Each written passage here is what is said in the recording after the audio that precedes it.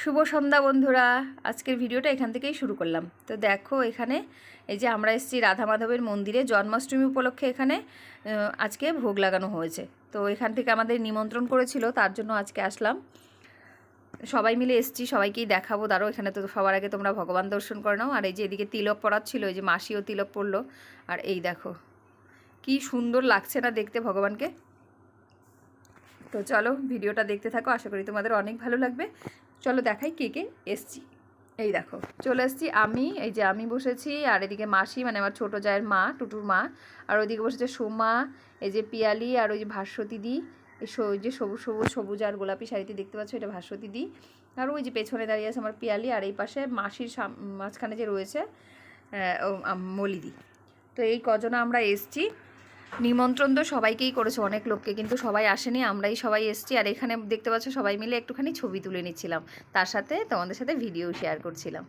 এবার বসে গেছে এদিকে খেতে, দেখো ওই যে তো ওই পাশটাতে বসেছে ভাস্বতী দি আর মাসি, আর এখানে আমি, এই যে সোমা, মলি, টুটু সবাই বসেছি। কিন্তু এখানে বসে যেন গরম লাগছিল, কারণ আমরা ফ্যানের নিচে বসিনি, ফ্যান ছিল উপরে, আমরা কিন্তু ফ্যানের নিচে বসতে পারিনি। তো সেই জন্য এখান থেকে আমরা পরে উঠে চলে যাই অন্য আরেকটা জায়গায়, যেখানে ধরো ফ্যান ছিল, তো সেখানে চলে গেছিলাম। আর এদিকে দেখো এই যে প্রসাদ দিচ্ছিল। এই যে এখন দেখো আমাদের পাতেও প্রসাদ পড়ে গেছে। এই যে এদিকে রয়েছে সোয়াবিন আর কাবলি চানা, আলু এসব দিয়ে একটা তরকারি, আর রয়েছিল ঘ্যাট মানে লাবড়া, যারা যা বলো, পাঁচমিশালি সবজি যে যাই বলো। আর এই যে খেতে বসেছি। এইবার আমরা যে জায়গাটায় বসেছি এখানে কিন্তু ফ্যান চলছে। আর এইদিকে বসেছে ওই যে দেখো ডডো, সুজিত আর পিয়ালি, ওরা ওইদিকে বসেছে, আর আমরা এদিকটাতে বসেছি, আর মাসিরা বসেছিল ওইদিকে। তো প্রসাদ টসাদ খেয়ে ওখান থেকে বেরিয়ে তারপর চলে এসেছিলাম মেলাতে।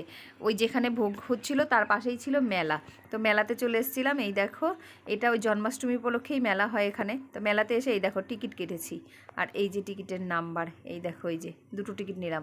তো এটা টিকিট কাটলাম। আর এই যে দেখো লটারিতে পেলে এই জিনিসগুলোর থেকে পছন্দ করে তোমার যা ইচ্ছা তাই নিতে পারো। কী আর করবো, দুঃখের কপাল, কোনো লটারি টটারি পাইনি। 5 নাম্বারে খেলেছিল, আর আমি 9 নাম্বার নিয়েছিলাম, কিচ্ছু হয়নি।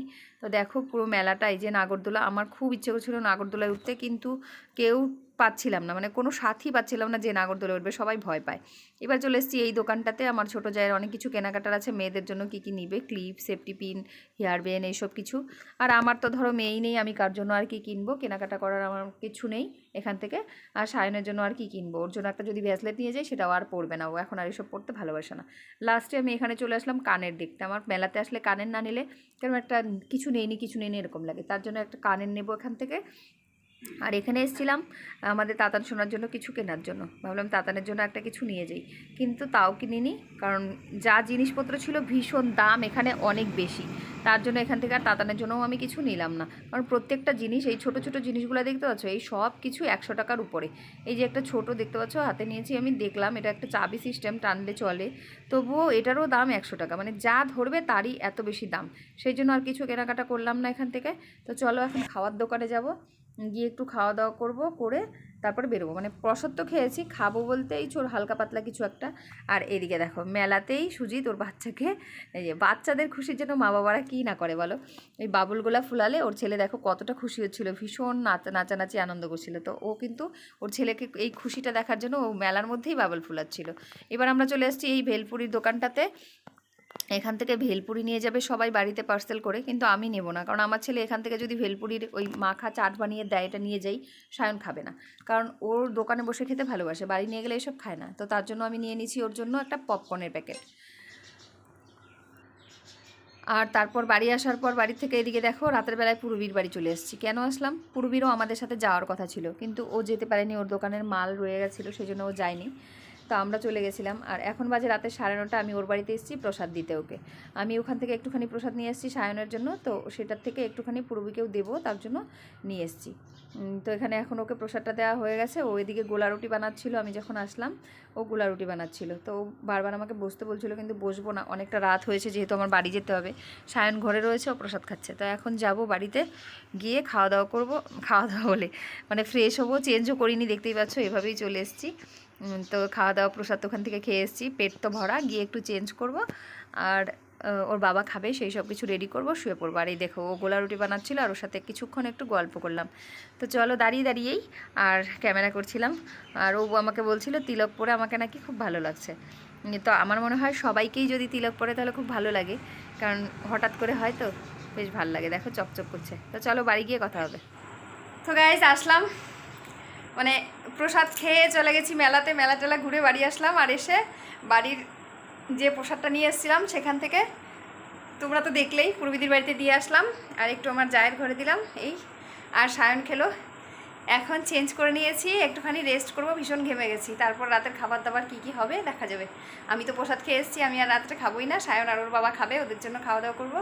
তো চলো এখন কিছুটা সময় আগে রেস্ট করি আর একটু ফ্যানের হাওয়া খাই, গরমে একদম ঘেমে গেছি। তারপরে গিয়ে আবার তোমাদের সাথে দেখা হবে।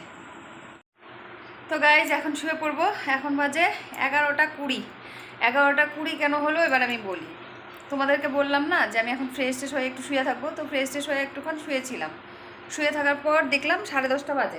না চলো এবার শুয়ে পড়ি।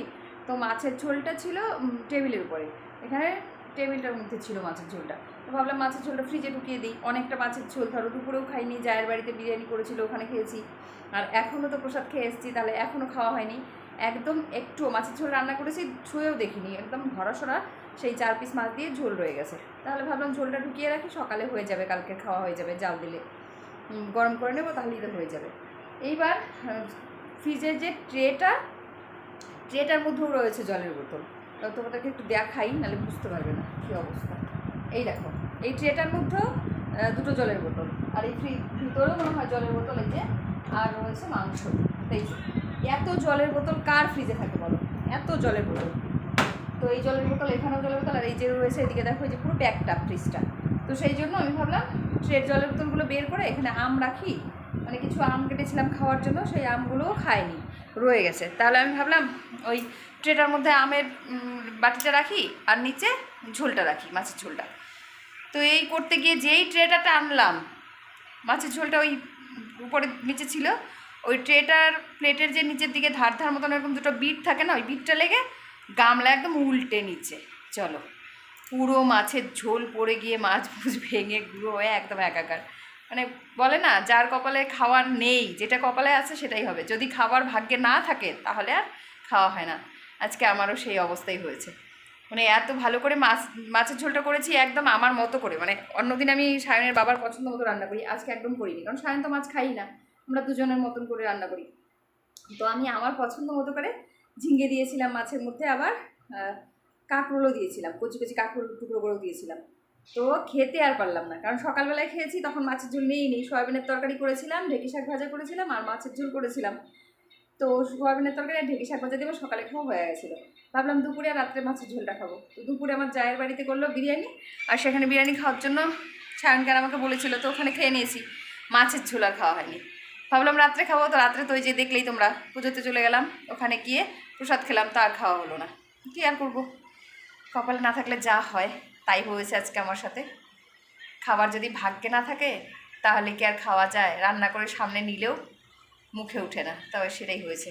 তো চলো এখন এই বাজে 11টা, মানে 11:20 বাজার কারণ এটাই, এখন এই ঝোল এই যে এখানে পড়েছিল সমস্ত পরিষ্কার করলাম, বালতির মধ্যে করে সার্ফগুলি নিয়ে এসে ওগুলো মুছে মুছে তুললাম সব, এটা একদম মাছের ঝোল তেল তেল হয়ে গেছিলো, সব পরিষ্কার করলাম, টুরে টুরে চেঞ্জ করলাম। এবার নাইটিটা যে আমি পরেছিলাম, নাইটিটা পুরো একদম মাছের ঝোলের নিচের দিকটা শেষে হয়তো টানলাম, তো আর টানা সাথে মুখছে পড়েছে, তো নাইটি নিচের দিকটা একদম শেষ ধরে গেছে। তো নাইটিটা খুলেও ওই যে নিচে দেখো, উপরেরটা না কিন্তু ওই যে নিচে টেবিলের নিচে রেখেছি ওই নাইটিটা, কালকে সকালে কাচবো, সকালের আরও কাজ মানে কমে নাই, বেড়ে গেল।